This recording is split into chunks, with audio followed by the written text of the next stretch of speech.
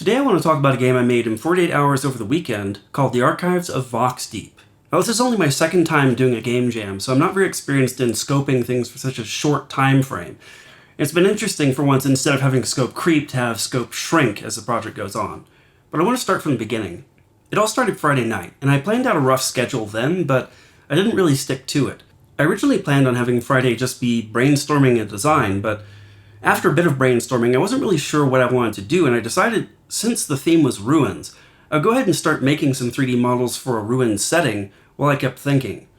My first idea was basically a 3D jigsaw puzzle, but that felt a little too simple.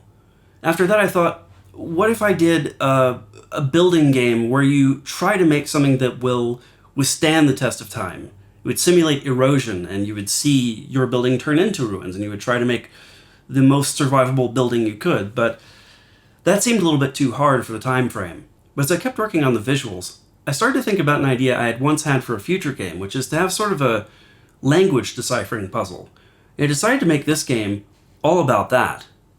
I actually got this idea for language deciphering puzzle from a game called Out There, and I'm not sure if they intended this to be a puzzle or not, but they would randomize the vocabulary every time you play, and as you have conversations with aliens, you would uncover words one by one. And I started to notice patterns, that the conversations would take the same form, more or less.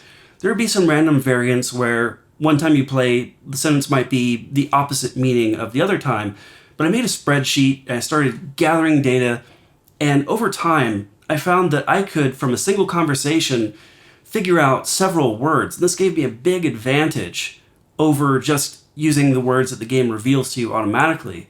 And although there are other great aspects to this game, I actually found that this language deciphering exercise I made for myself was more fun to me than the rest of it.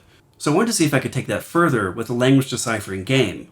But then I put the idea phase on hold for a while I spent some time figuring out how to get the visuals the way I wanted, because when I imported my model from Magic of Voxel to Godot, well, it doesn't start with ambient occlusion, and I tried the screen space ambient occlusion, it didn't quite look how I wanted, and then with the GI probe approach, I found that when I stretched it to cover a larger area, I needed to increase the sample size so much that the frame rate went way down, and I wasn't satisfied with the performance. I just couldn't find a balance there where I would get the look I wanted and a decent frame rate, so I had to come up with something else.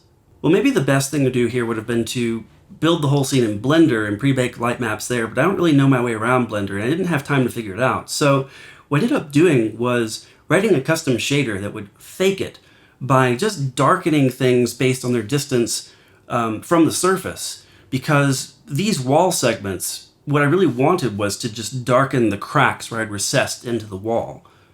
Well, this looked pretty good for the walls, actually, but when I got to pillars, there were some complications there, and I actually decided to just leave it, because with this time frame, I knew I would have to cut corners somewhere, and maybe I could come back to it later. Ultimately, I didn't. So the general idea that was coming together here was this would be the ruins of some advanced civilization, and there would be computer terminals and books. And you would use the books to learn some of the language, and you'd use the computer terminals to turn on more and more of this sort of holographic projection simulation that would reveal more of the ruins, give you more to explore, you would learn more, and you would unlock more.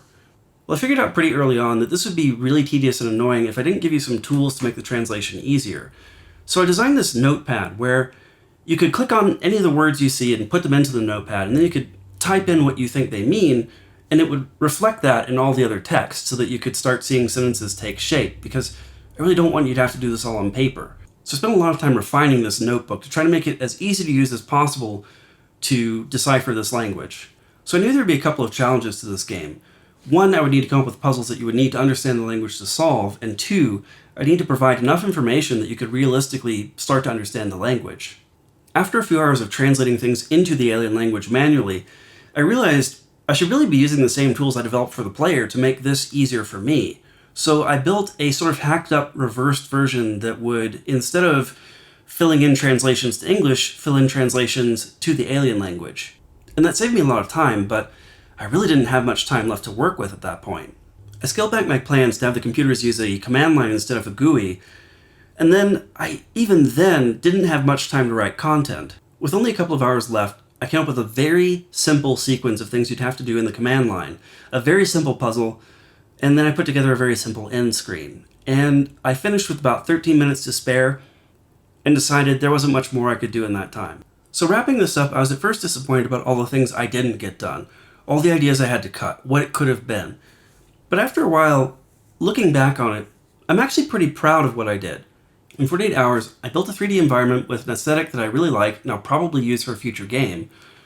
I tried a new type of gameplay that, as far as I know, has never been done before. And I made a pretty good UI for this whole notepad thing. And I'd really like to revisit this concept, flesh it out. Maybe it will be integrated into a much bigger game in the future. But for a 48-hour game jam with an entirely new kind of gameplay, yeah, I am pretty proud of what I did. I think the biggest problem is that I didn't have enough time to write content and really follow through the process of translating to make sure there's enough information for someone to realistically start deciphering this. And there probably isn't. But I'm curious, with enough determination, is this actually just a really difficult challenge? Or is it just not possible? If someone does manage to reach the end without just blind trial and error, I'd love to hear about it. Now, I am still planning to make a video about the other games people have submitted to this game jam, but since the deadline for the week-long category isn't over yet, I think I'll save that for another day, perhaps this weekend. But I will be back with my regular vlog next week.